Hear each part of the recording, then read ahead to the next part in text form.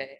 Eleanor, when you're ready, you just go ahead and start presenting. Everybody, two of your speakers are on Zoom and one is here with us in the room here in Israel. Perfect. Thank you.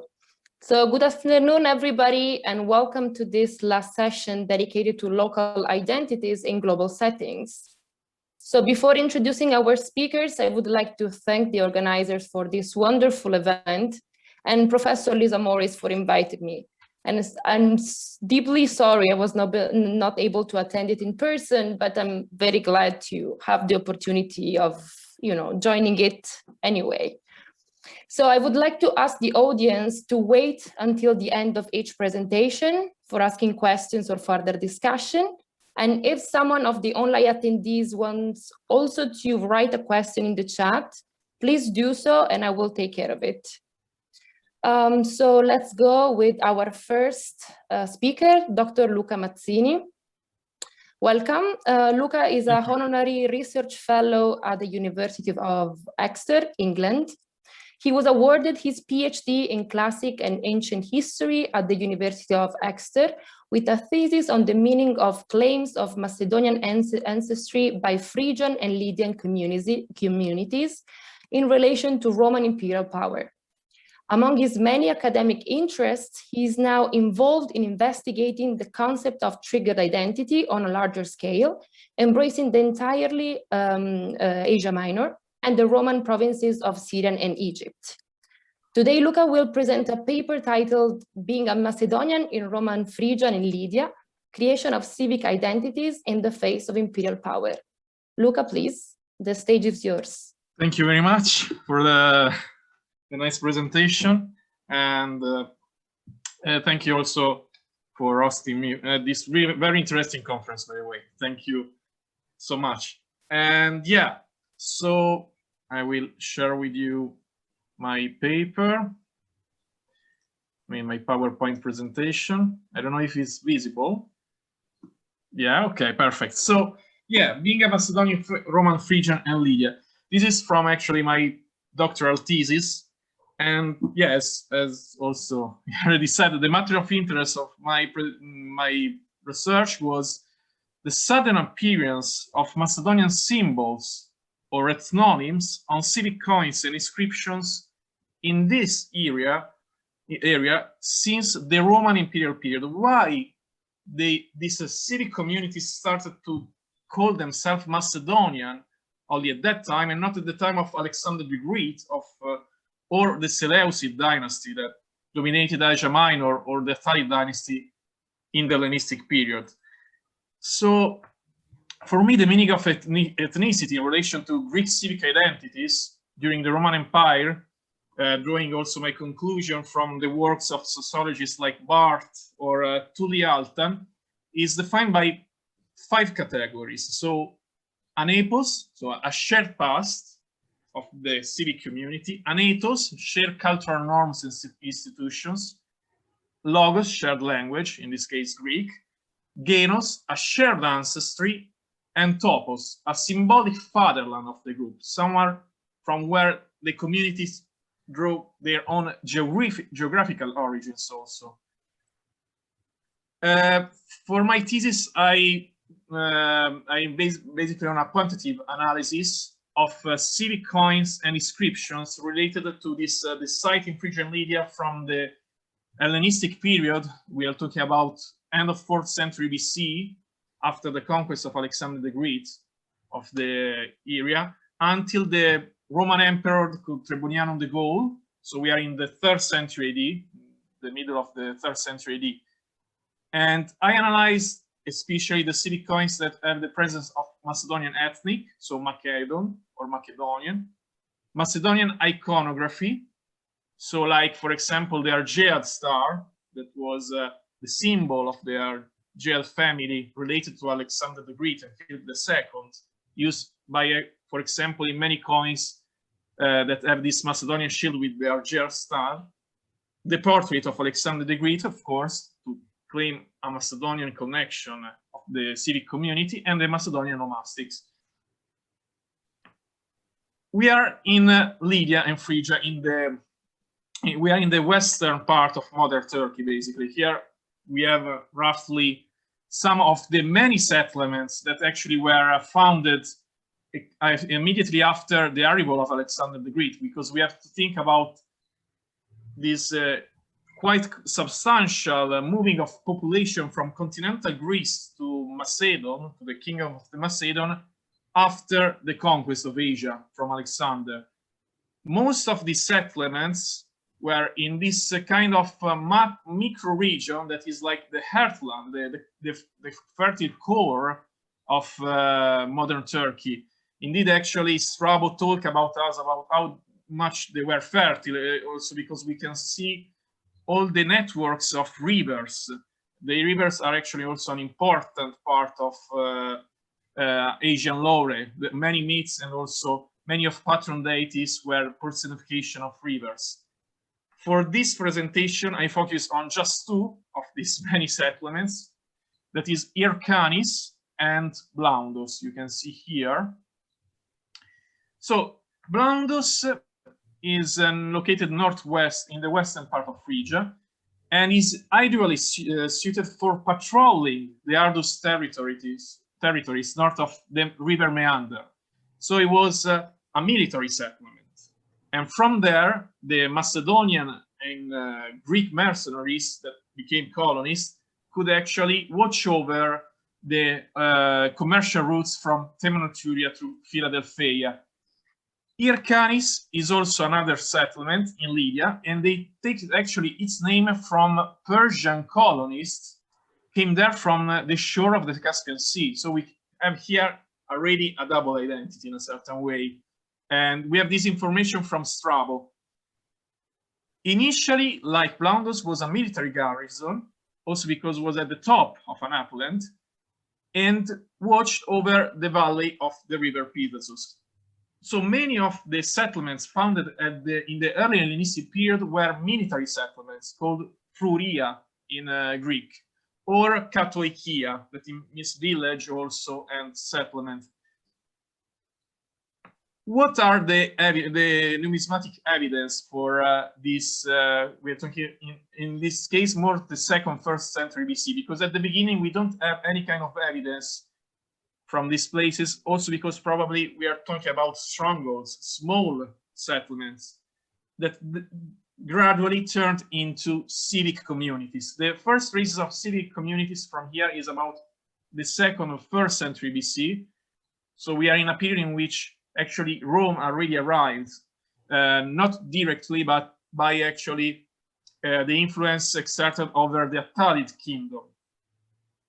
In this kind of coins, we are talking about 50 issues, we have no trace of Macedonian ethnonym. We have no trace of Macedonian actually symbols or Macedonian onomastics. For example, for Blaundos, we have this coin that is pre-Augustan, and we are in the Roman Republican period, where on the obverse we have the head of Zeus, so quite typical Hellenic deity, and on the reverse, an eagle with the wings open, Caduceus, and green rear to left and right.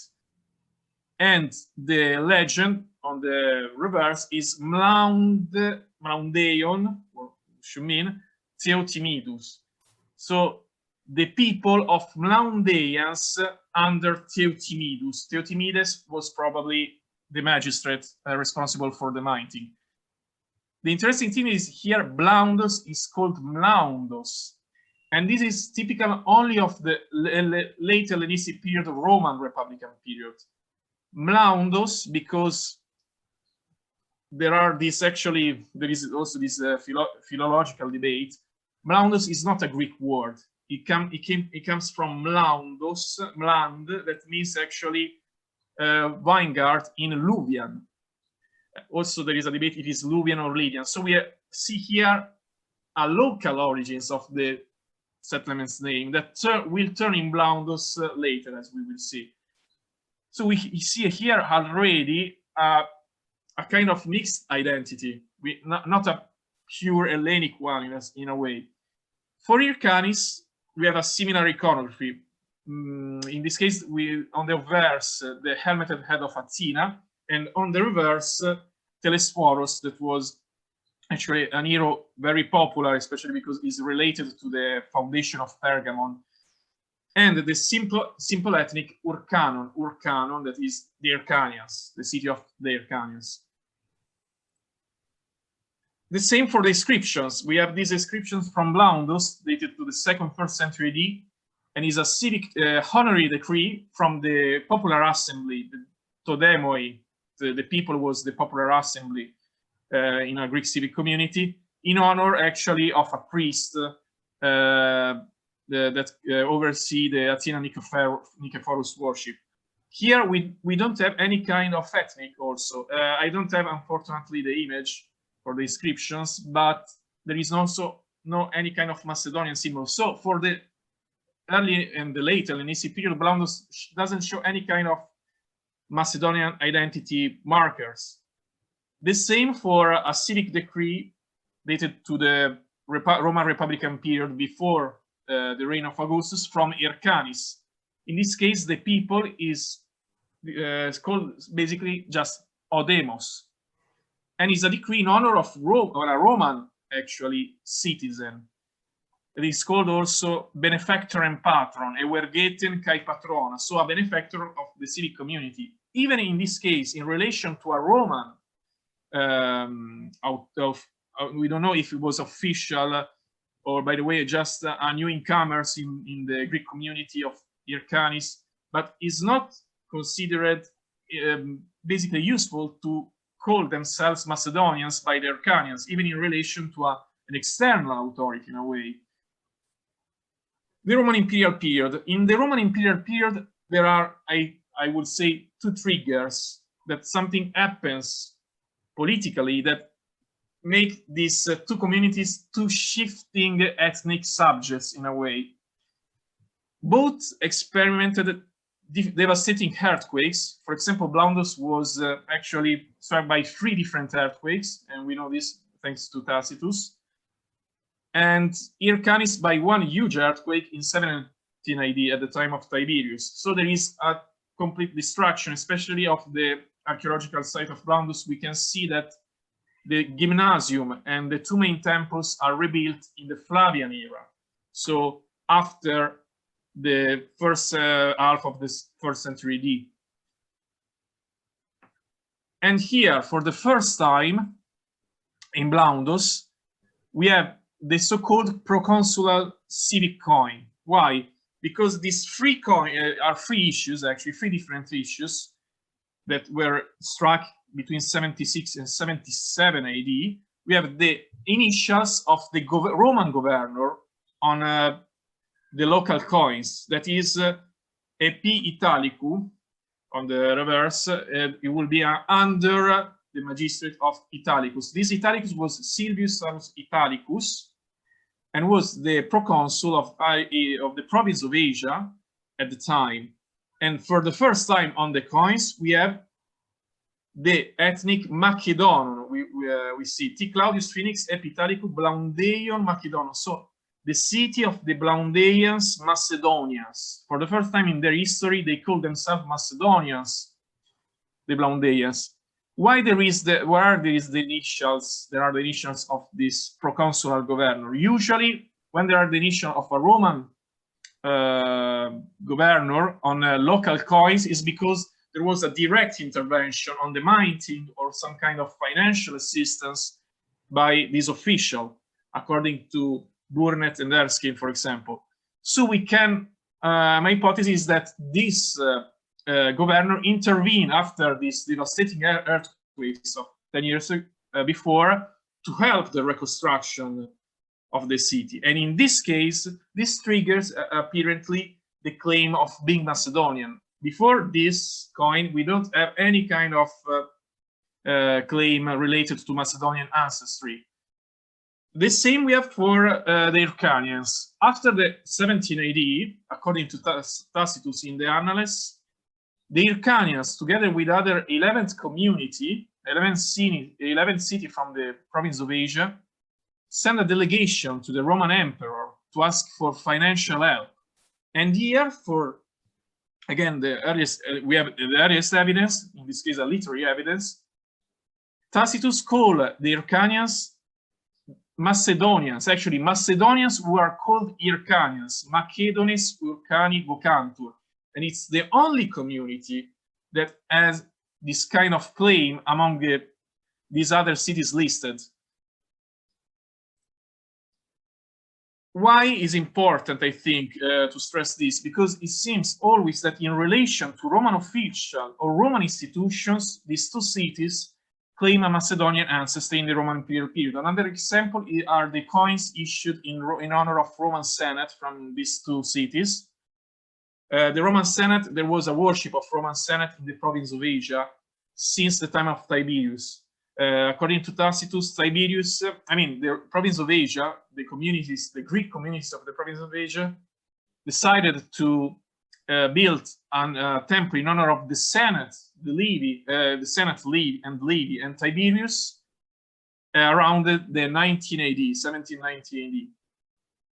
And here we can see in these coins, the Senate in this case is this birdless man, so the youth man, that is the personification of the Senate. And on the reverse, we have the ethnic of the city worshipping. In this case, again, the Blaundians call themselves Macedonians, Blaundeon Macedonian. The same, the Hyrkanians, Hyrkanon Macedonian. Here is always the city of Hyrkanians, Macedonians. And most of these actually coins are from this Antonine and Severian period, where there is actually basically a boom of this kind of coinage with the Roman Senate in all Phrygia and Lydia. Unfortunately, I don't have the time to show you other coins from other cities, but Blaundos and Hyrkanis are the ones calling themselves Macedonians. So we are Macedonians.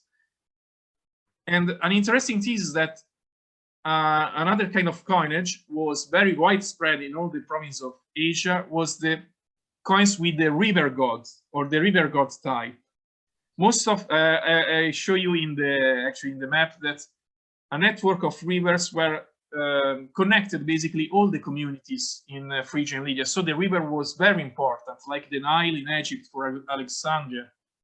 So Egypt itself. So was a kind of gift of the rivers also, this kind of big fertility that there was in Phrygia and Lydia. Each city basically issued a coin with its own river god. And the same was for Hyrkanis. Usually, the river god type is like we see here on the left, where there is a naked bearded man with a cornucopia on his left shoulder and a urn with the water flowing from there, because it was kind of a sign of fertility, of course, and prosperity. And this was the main strip type in all the provinces of Asia. There are around 30 different cities that have this kind of representation that is exactly almost identical for each city. Hyrkanis, after the 170 AD, unfortunately this coin is very ruined, is the only one that show the river with a shield. And this shield, here is not clear, is a Macedonian shield. It's indeed, some of the historians identify this river with Alexander the Great. So there is a Macedonian shield, a warrior-like type. And Hyrkanis was the only one to stress that its own river god was Macedonian and is a unique only for Hyrkanis. And here again, we see this change only in the 177 AD. So there was the co-regency between Commodus and Marcus Aurelius. There is this linking to their own Macedonian past. And we see this change in the civic identity also in the inscriptions. This is actually one civic decree that is dated to the time probably of Caracalla, so beginning of the 3rd century AD. And we have the council and the people of the Blaundias Macedonians, they honor Asinius Iulianus, that was the mightiest son of the council, Protimus Quadratus, benefactor in all the things and founder of the city, and were Gaeten Caectistan. So again, the Blaundias, and this is the only civic decree, unfortunately, that we have for the Roman Imperial period, called the Sam Macedonians this time. And why? They are actually honoring again the proconsul of Asia Minor, so the governor of Asia, sorry, of the province of Asia at the time, that is Asinius Julianus, because was a benefactor of the city. So again, a direct intervention of the Roman imperial power in the city. And this triggered probably the claim of being Macedonian. We have the same for Hyrkanis. Luca, can you head towards the conclusions, please? Yeah, exactly. So Hyrkanis did the same, more briefly, but with an emperor in this case, so Antoninus Pius. And what are actually the conclusion, in my opinion? That these two cities wanted to stress the connection, the memory with Alexander the Great in front of Roman imperial power. Why? Because this Alexander the Great, especially in the Roman imperial period, was strongly admired. We know that, for example, that Caracalla called himself the second Alexander, and actually turned into Alexander the Great when he went to Asia Minor in 212 AD. So there was this identification with Macedonians. But why, especially in the second half of the 2nd century AD?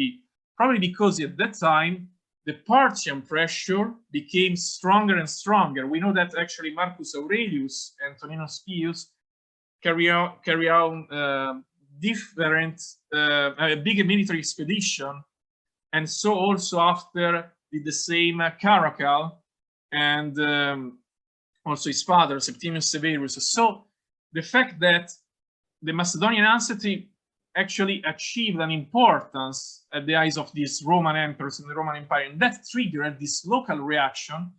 And Hyrkanis and Blaundos, we see that are interested in their own past, specifically at that time and not earlier. So in my that's why I call this a creation of a civic identity. Sorry, I have to cut now.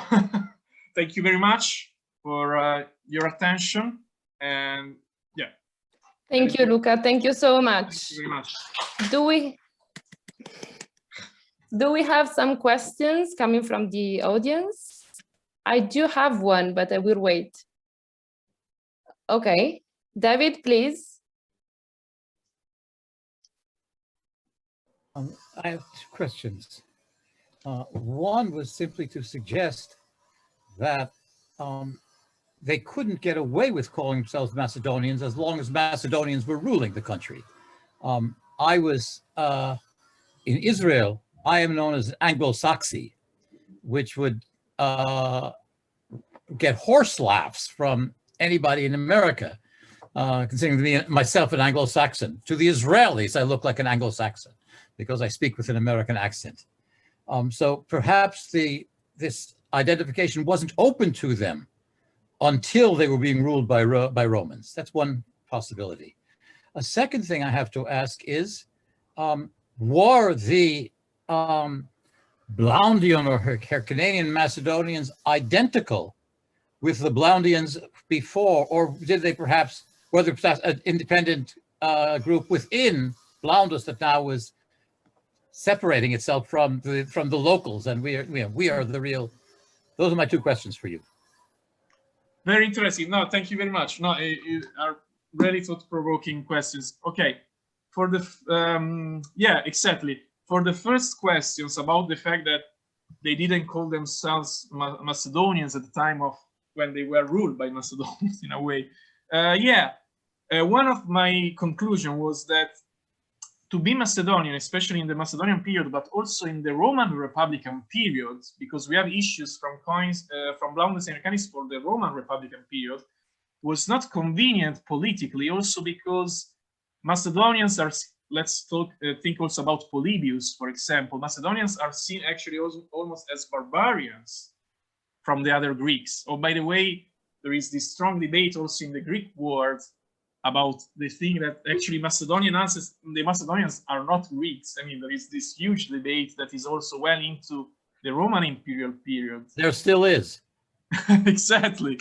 So, I mean, yeah, I was thinking that probably also, why also in the 2nd century AD? Because actually Hadrian was the first to introduce the Macedonian into the cities with Macedonian actually mixed ancestry into the Panhellenion that he founded in Athens in 130 AD.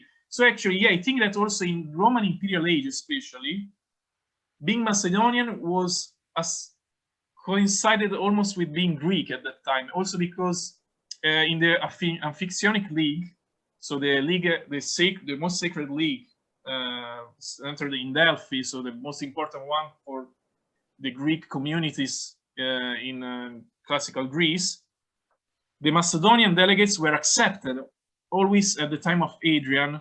So was I mean, in the most sacred, most important sacred federation, the Macedonians were accepted only at that time in the Roman Imperial period. So I think, yeah, it probably also is that to claim to be Macedonian was acceptable, actually fashionable, only with at the time of Roman, the Roman Empire, at the time of Adrian onwards, because being Macedonian started to be the same as being Greek.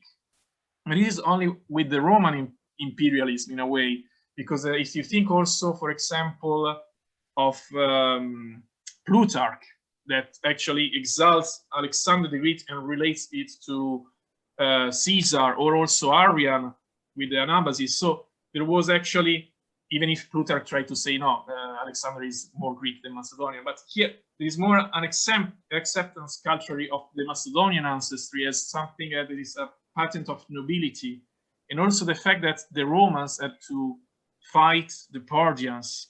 We have this, sorry if I'm too long, but we have this passage from Tacitus where a Parthian king going to at the court of Rome at the time of Tiberius say that we are the successor of Cyrus and Alexander. So actually there was also a political problem here of trying to drive part of the Macedonian descent on the Parthian side from the Parthians. And the Parthians were saying we have rights on Syria and Asia also because we are the successor of Alexander the Great.